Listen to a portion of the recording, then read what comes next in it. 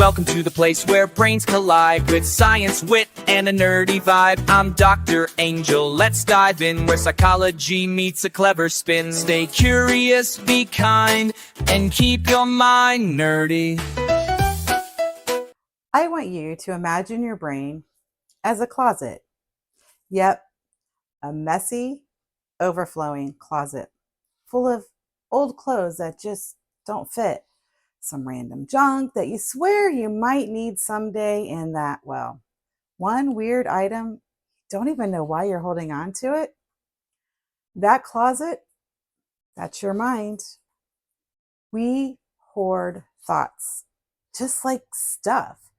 Some of them useful, some of them totally and completely outdated, and some of them, well, downright toxic.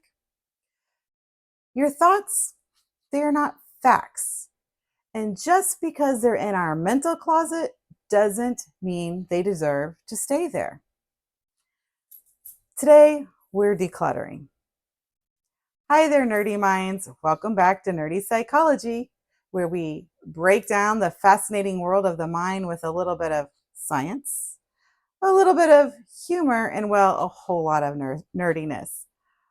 I'm Dr. Angel, and today we're spring cleaning, but not the kind that involves scrubbing your kitchen floor. Nope, we're tackling the mental clutter that's weighing you down.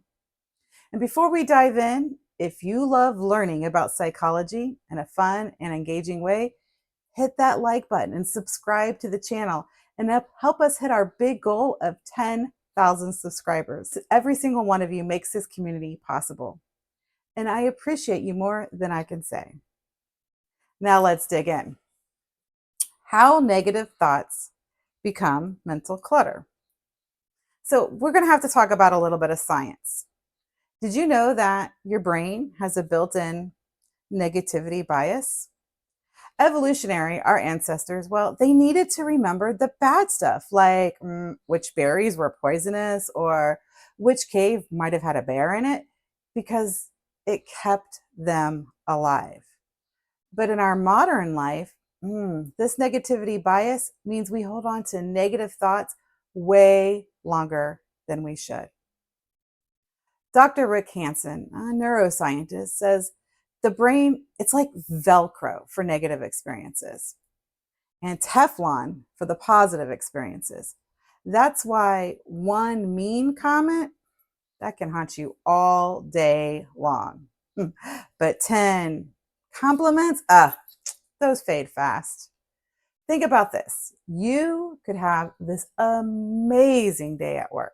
You could get praised by your boss, A's a presentation, but then one coworker makes that, snarky remark.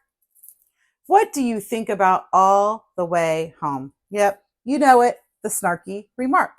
That's negativity bias in action. So if your brain is holding on to negative thoughts like, well, an emotional hoarder, how do we break the cycle? Well, that brings us to point 2, rumination. Rumination is like hoarding. It traps you in your old mental junk.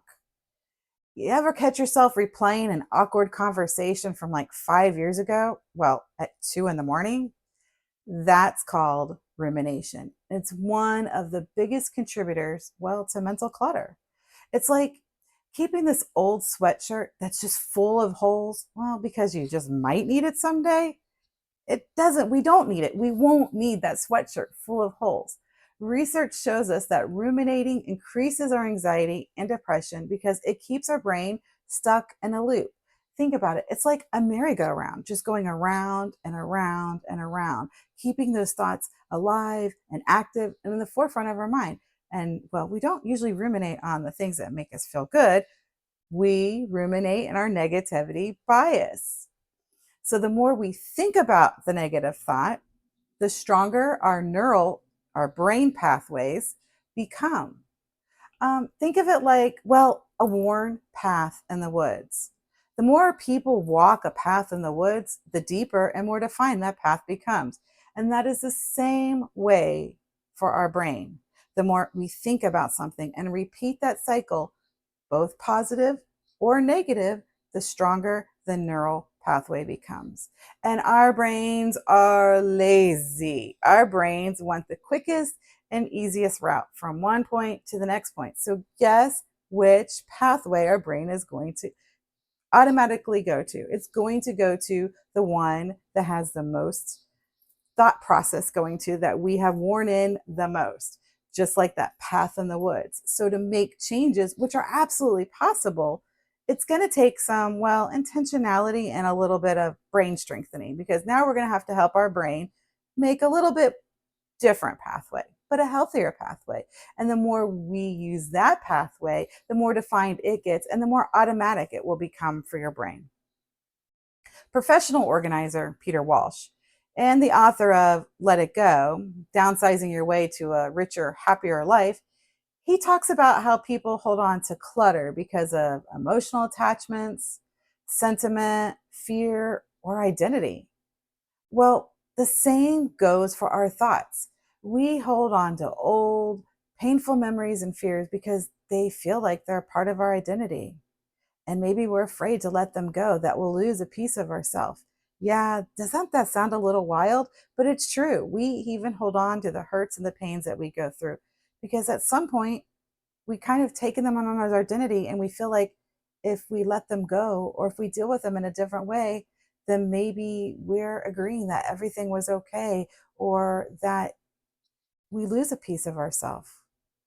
But you are not your thoughts. And I'm going to say that again. You are not your thoughts. You are the thinker of your thoughts.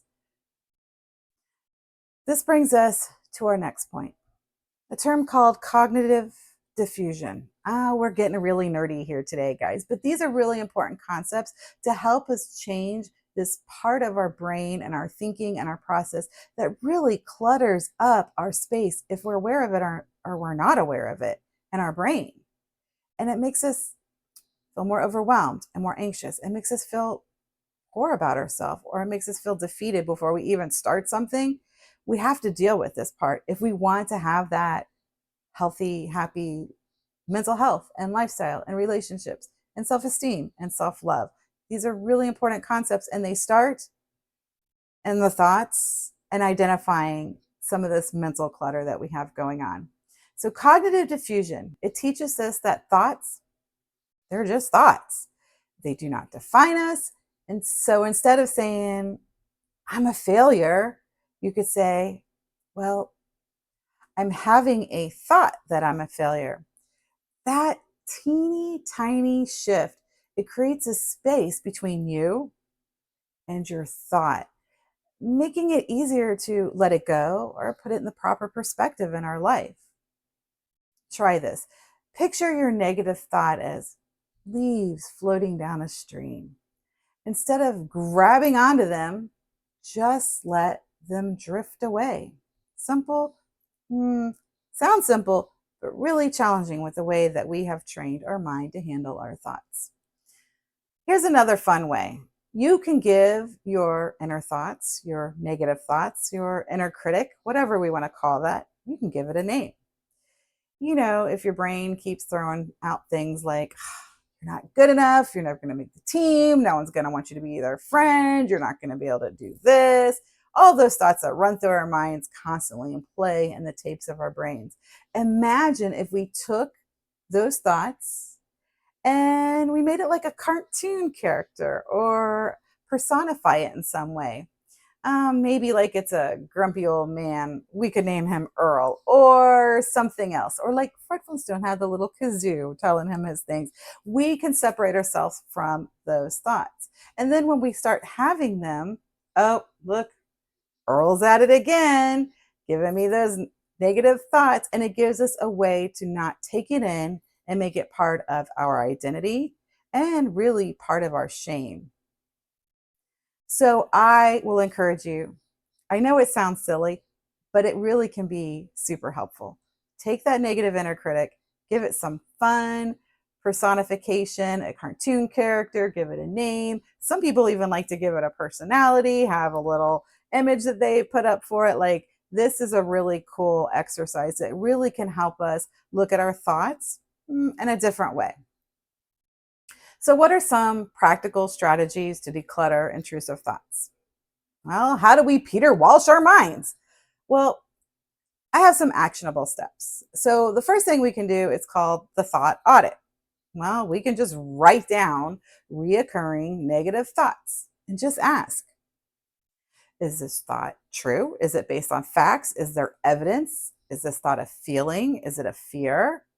Does this thought serve me?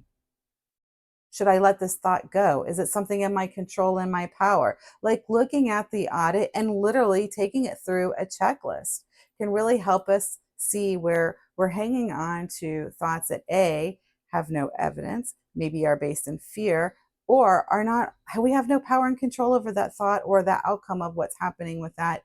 And we're just hanging on to it like with that illusion of control that we really don't have. And so take your thoughts, write them down, and run them through the thought audit. Super powerful. This is not a one and done activity. This is kind of one of those active and engaging and ongoing things that as we see things popping up, we put it back through the audit and see, okay, this thought is not helpful. This thought is making me feel less than about myself. This thought's not even true. I have this evidence that shows this thought's not true. Like it helps us to really take that apart in a different way. And it gets it outside of our brain, which is really important. The 3-minute rule. If a thought keeps bugging you, set a timer for 3 minutes and let yourself fully engage, fully immerse with this thought. Then, when the timer's up, move on. Put the thought in the little thought file cabinet and move on from that thought.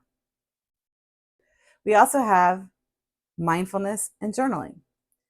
Research shows that writing down our intrusive or our negative thoughts reduce their power, which is what makes the thought audit even more powerful, because not only are we writing it down and we're getting it out of our minds and onto something so it doesn't keep growing and taking over, but then we're actually analyzing that based on truth and evidence and what's happening inside of us so we can decide where that thought should go. Is that thought the garbage thought? Is that thought, maybe this is a change I want to make in my life, and maybe I'm going to put an action plan to start working on that because I don't like that about myself.